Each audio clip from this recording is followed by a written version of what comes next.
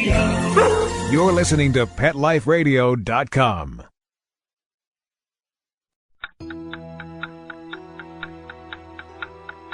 It's 11 o'clock at night. It's dark.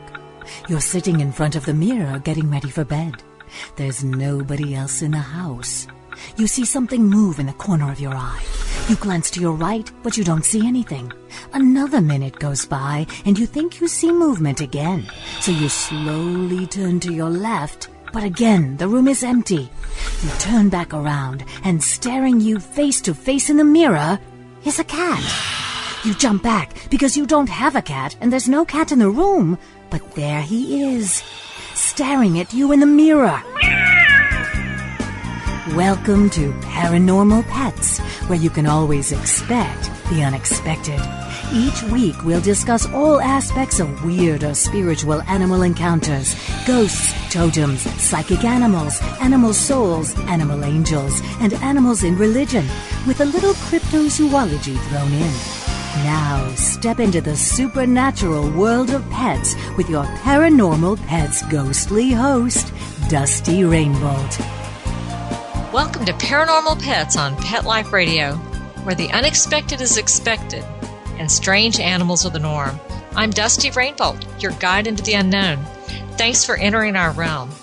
Our guest today is Dena Harris, the author of For the Love of Cats. We'll be talking to her about a persistent animal haunting at her house. But first, it's time for bizarre animal news. South Texas is known for its goat ropers and its goat suckers. These two shouldn't be confused.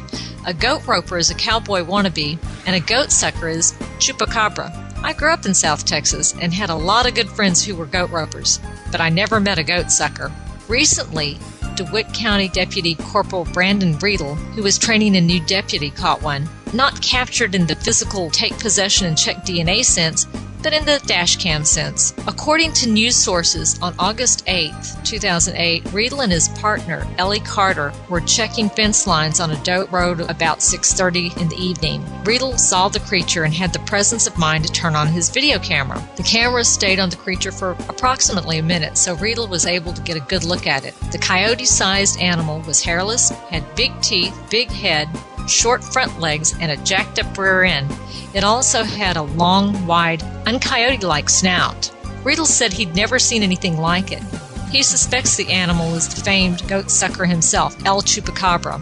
Chupacabra is the Loch Ness Monster of Latino lure. People claim to have seen El Chupacabra from South Texas to South America. And Cuero, Texas, smack dab in the middle of DeWitt County, is unofficially Chupacabra capital of the world because of discoveries in recent years of bodies believed to be the goat sucker. With not much else to do, some South Texans take off work and go chupacabra hunting during the summer. Over the last decade, several alleged chupacabra bodies have been found near Cuero. However, genetic testing has shown them to be either mutant coyotes or coyote-wolf hybrids. Suspected chupacabras have been gunned down in Elmendorf, southeast of San Antonio, and another one near Lufkin in East Texas. The people of DeWitt County and Cuero love the new creature, even if he's not really chupacabra. The friendly South Texas community welcomes curious tourists, and it's not bad for the economy either. The latest chupacabra remains at large. Stay tuned. Paranormal Pets is trying to set up a personal interview with Deputy Carter, one of the officers who spotted the creature. If I can reach her, you'll get to hear her story firsthand.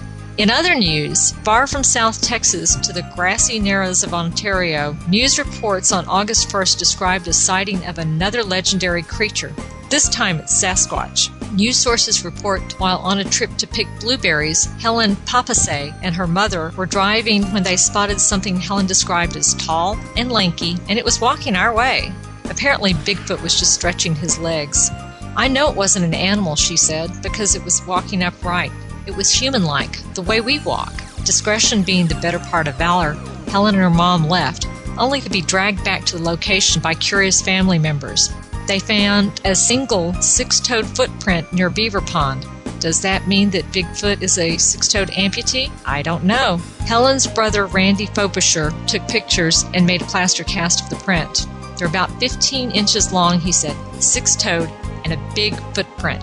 Helen described the buff creature as 8 foot tall, slender, and black as the night. It didn't look normal, she said. You think? Tales have circulated through history of a tall, creature-like thing screaming loudly in this area. Now, from Ontario to Tokyo. Fortunately, there haven't been any Godzilla sightings, but the Japanese Supreme Court has ruled against Buddhist monks in a case involving the taxing of prayers for deceased pets. A temple in central Achai offers services that resemble traditional Buddhist funerals. The pet's owner pays a preset fee, but that's the rub. When a human assumes room temperature, the family traditionally makes a donation to the temple for performing last rites. The court ruled that in the temple's list of charges, it spells out a price. That doesn't show the characteristics of a religious donation, said the presiding judge in the ruling. It's a profit-making operation that should be regarded as taxable income under the corporate tax law, he said. Bummer, the next thing you know, they'll be taxing Bigfoot. Wow, that was a lot of news. While you think about that, you can mull over these messages. We'll be back in just a minute with our guest, Dena Harris. Now, time for something really scary. A word from our sponsors. Paranormal pets will reappear before you can say Bigfoot. Don't run away.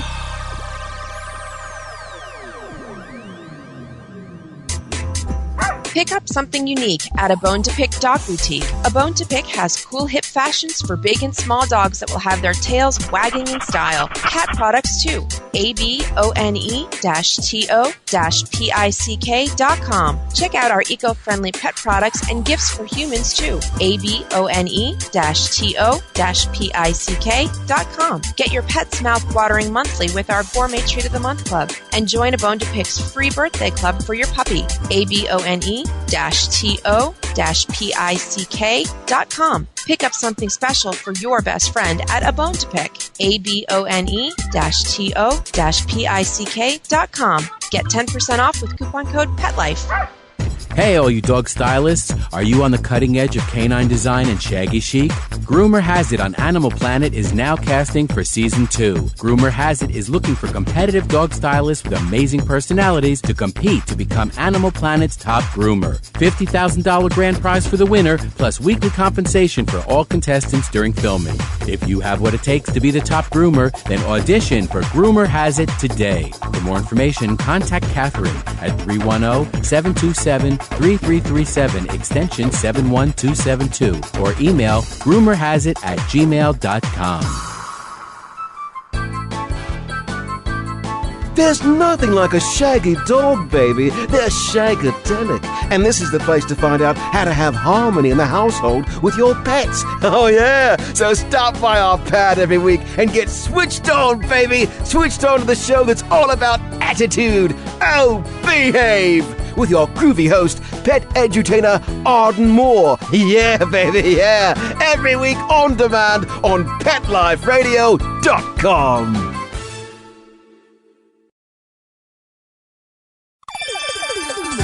Let's Talk Pets on PetLifeRadio.com.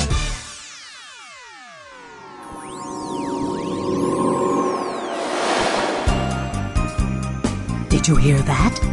Our commercials have mysteriously disappeared.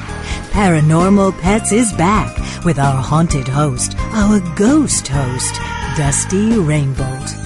Thanks for staying with us at Pet Life Radio. This week's guest is Dena Harris, an award-winning humor writer. She's the author of For the Love of Cats and Lessons in Stalking. Dena, welcome to Paranormal Pets, and thanks for joining us. Thank you, Dusty. I'm happy to be here with you. Now, how long have you been writing about pets? Oh, I'd say we're probably going on about 7 years now. About a year. I've had my cat Lucy for 8 years, so about a year after I had her, I started recording everything she does. And she is your muse, is that right? Yes, Lucy is my muse. She really is the reason I started writing in general. They always say write what you know, and I was just fascinated with this little cat because I never had pets growing up, so I started writing about her, and the career kind of took off from there. And Lucy is a live cat, is that correct? Yes, although sometimes we wish maybe not. But yes, she is a live cat, very active all around the house. She's a black and white cat, so she is a talker. She just never shuts up, but we love her dearly. Now, I understand that you have a paranormal pet of your own. You want to tell us about it? I do. We have Ghost Kitty. That's what we've named the cat. We should probably give it a name like Sally or Bud, but we just call it Ghost Kitty. I would say we probably first noticed its presence maybe about 5 or 6 years ago. And it was a matter of after we had our second cat, Olivia, our live cat, Olivia, she likes to sleep at the foot of our bed, and she curls up on my feet a lot at night. And I noticed a few times that I would feel her hop up on the bed. If you have a cat, you know what that's like. The bed sort of shakes a little bit when they get on it, and you can feel them kind of padding across the mattress and then putting their weight down on your foot and laying there. And so I would feel this in the middle of the night, and I would sit up just to, lean down to the edge of the bed and pet her a couple times, and nothing would be there. Even though I could feel the weight on my feet. I felt the mattress shake when the cat hopped on the bed, but the instant I reached down to touch my feet, nothing was there. And that's how Ghost Cat was introduced to the house. This was not your cat. This had never been your cat, right? No. I had never had cats before the two that I had now because my dad was allergic growing up, and ironically enough, I am allergic to cats. I get an allergy shot every week. So this is not a cat of mine that had been deceased or passed away or anything like that. All of a sudden, the thing that made it say ghost, we called it Ghost Cat, not just a coincidence, is that it kept happening. That this isn't a one-time event. It's been 5 or 6 years now, and Ghost Cat shows up, sometimes every night for a week and then disappears for 4 months, and then I'll feel it again one night. It's just very real. There's actually almost a body heat coming through that I am convinced that one of my cats is laying on my feet. I can even feel my foot being crushed in an odd angle, because you feel like the cat's on it and you don't want to move and disturb the cat. And the minute that I move or reach down to try to pet what I think is my cat, the pressure and the warmth and everything just goes away. Wow. Well, how long had you been living there when this happened? We've been in our house probably about 15 years at this point, and it is an older home. Our house is, I think, 101 years old. I know that there's been a lot of people deaths here. People come from, we live in a small rural town in the South, and everyone stops by and they're like, oh, my uncle used to live there and my aunt died there. And, like everyone in the world has been in my house. But I've never heard stories of any animals. I don't get any bad sensations from ghost cats, so I don't really worry about it. I have no idea what animal this is or why it's chosen to hang out with us on our bed at night, but there it is. And it didn't show up until after you had cats. That is just amazing. Yeah, that's what I think is kind of odd. And,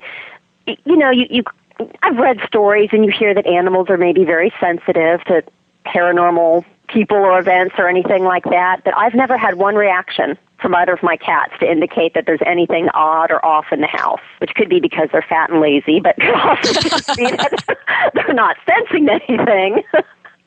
Well, but no, until I had cats, and I don't know if, I don't know why that is, that whatever this presence is suddenly decided to show up, but it doesn't feel threatening. It doesn't bring any emotions. I mean, I honestly just think it's one of my cats at the bottom of the bed, and sometimes I'll reach at the bottom and it is one of my cats, and I'll pet them and it's fine, and then other times I reach and nothing's there. Well, does your husband ever experience this, or is it just you? He doesn't. It's just me, and he looks at me a little cross-eyed when I talk about it. Cat was here last night. Great. Well, he just hasn't been blessed with the ghost cat's touch yet. That's what I think it is. Although, here's my argument to him. He does not like the feel of a cat lying on top of him when he sleeps. I, on the other hand, love it. I love when our cats sleep with us in bed. But if one of our real cats does get in bed with us and happens to crawl on top of him, he'll brush it off in an instant. He'll twitch that arm or move his leg, and he'll just kind of shove the cat off to the side. So I've told him, ghost cat might have been on you, and you just didn't realize it. You just shoved it over to my side of the bed. That's what's going on.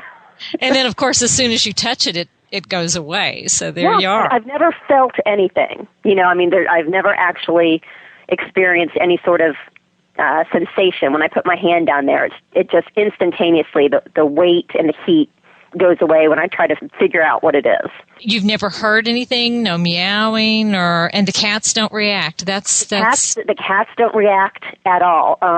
One night it was interesting because I felt the whole cat on the bed, lying on my feet, and really I wanted to roll over. And as I rolled over, I sat up to pet what I thought was Olivia, and it was a ghost cat. Nothing was there. And I thought, well, fine, and I laid back down, and about 15, 20 minutes later, I felt it again. You know, the bed jiggle and the sensation on the end of my legs. And I was like, all right, it's back. But I leaned down, and it was Olivia that time, sitting there. So obviously this ghost cat is not leaving some sort of trace or presence around that would bother my real cats. But no, they've never had any reaction. I've never heard anything. Well, that sounds like shift change. I know. Could be my cats just messing with me. Maybe they're smarter than I give them credit for. I don't know. Well, it wouldn't surprise me. I sometimes wonder if mine don't do that as well. Yeah, I can see them up there, you know, jump off the bed, freak her out, you know. Well, is there any other thing else you'd like to tell us about Ghost Cat or any of your other experiences? All I'll say is that, again, our house is over 100 years old, and I've had experiences, not with any other animal pets, but just with, I just call them people experiences in the house. Now, I have heard voices and sounds and footsteps running up and down the hallway when no one in the house is me, people footsteps doing that. So I don't know, maybe it's their cat. Well, it could be. It could be, and maybe your cat's just brought the feline out in them. Well, that's wonderful. See, all that happened before we actually had our cats. Ghost Cat only showed up after we had our cats in the house for a couple years. Well, I want to come spend the night at your house. That sounds like fun. Yeah, bring some sort of equipment. Yes, we'll test the air. I don't know what's going on. Well, Dena, thank you so much for sharing your story with us. Would you please tell our listeners where they can get your books and remind us what their titles are again? Yes, absolutely. The easiest thing to do is probably just go to my website, which is denaharris.com, D-E-N-A, Harris.com. And surprise, surprise, I have a bunch of books out on cats. There's Lessons in Stalking, Adjusting to Life with Cats, which is a humor story collection. There's Life with Cats, which is a glossy hardcover book. It's beautiful to give as a gift. And then I am hopefully having 2 new books on cats come out next year. Kiss My Kitty Butt is the follow-up to Lessons in Stalking. And, I got to have that one. I know. Everyone has to have it for the title, Kiss My Kitty Butt. And then the last book that I'm marketing right now is a parody self-help book. It's called A Cat's Little Book of Self-Help. Aw. Yeah. Now, you're also on the board of directors of an association having to do with cats? There's the International Cat Writers Association. I'm a presenter there this year and at some of their conferences, and that's always fun. Cat writers are a great group of people, whether and would they you have like cats or not. Would you like to tell us when and where the conference is? The conference this year is in Atlanta, and I don't have the date in front of me. I believe it is November, 3rd weekend in November, that Saturday. But you can go to catwriters.org on the internet and look it up if you have any interest in pets or writing about animals. It's a great organization. Well, that's great. As a matter of fact, I am a member myself, so if you're interested in writing about cats, go there. Dena, thank you so much for your story, and for the rest of you, we'll be right back after we pay some bills. Now, time for something really scary. A word from our sponsors. Paranormal pets will reappear before you can say Bigfoot. Don't run away.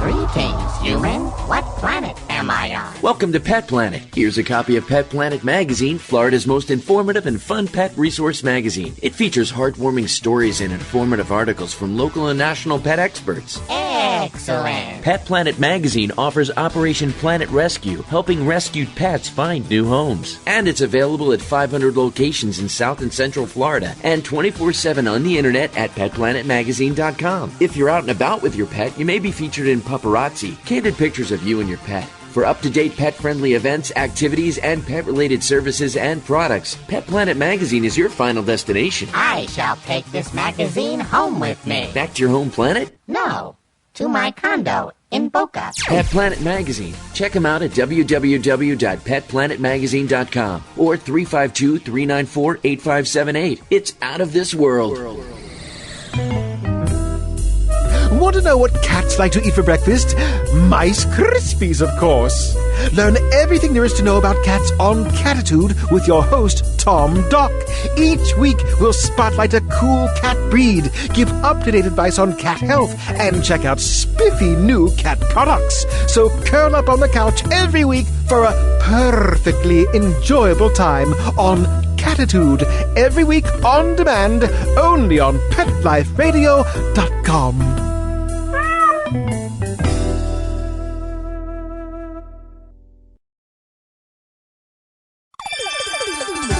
Let's Talk Pets on PetLifeRadio.com.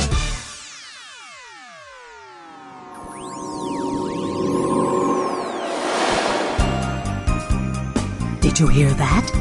Our commercials have mysteriously disappeared. Paranormal Pets is back with our haunted host, our ghost host, Dusty Rainbolt. Paranormal Pets is back on Pet Life Radio. I'd like to thank today's guest, Dena Harris, for visiting with us. And we're going to visit Jeffersonville, Indiana, and the Old Bridge Inn Bed and Breakfast.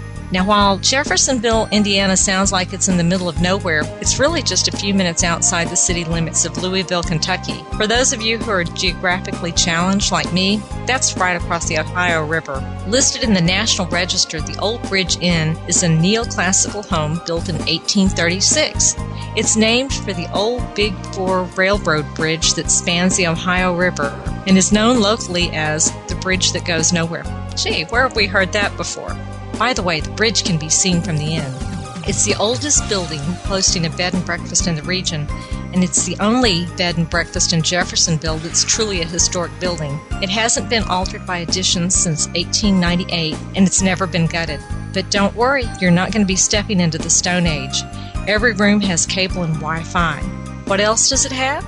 Well, it has a couple of boarders, kindly ghosts who make themselves known to guests when the spirit hits them. One of them is Dr. Hancock, a long-dead former owner of the home, and the inn's official greeter. His wife's mop-haired dog named Buttons shows up occasionally. The Hancock's grandchildren have confirmed that the grandmother once had a dog named Buttons. Innkeeper Linda Williams says from time to time she sees her own 20-year-old gray Persian mix who died shortly after she moved there in the 1990s. He hangs out in his favorite places, but she's keeping mum about exactly where those are. She doesn't want to take the fun out of exploring for her guests. Get more about the Old Bridge Inn Bed and Breakfast at oldbridgeinn.com. Well, I'm afraid we've run out of time. I'd like to thank my guest, Dena Harris, and of course my producer for knowing which buttons to push. Check out my award-winning book, Ghost Cats, Human Encounters with Feline Spirits. It'll make a great Halloween present. You can visit my website, dustyrainbolt.com, and if you're having behavior problems with your kitties, read my book, Cat Wrangling Made Easy.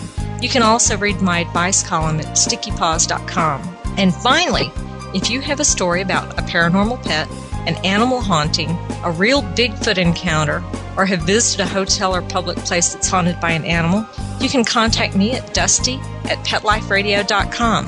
Thanks for listening, and may you always be in good spirits.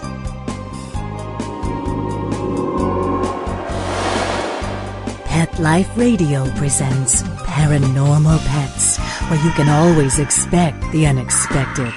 Each week we'll discuss all aspects of weird or spiritual animal encounters, ghosts, totems, psychic animals, animal souls, animal angels, and animals in religion, with a little cryptozoology thrown in.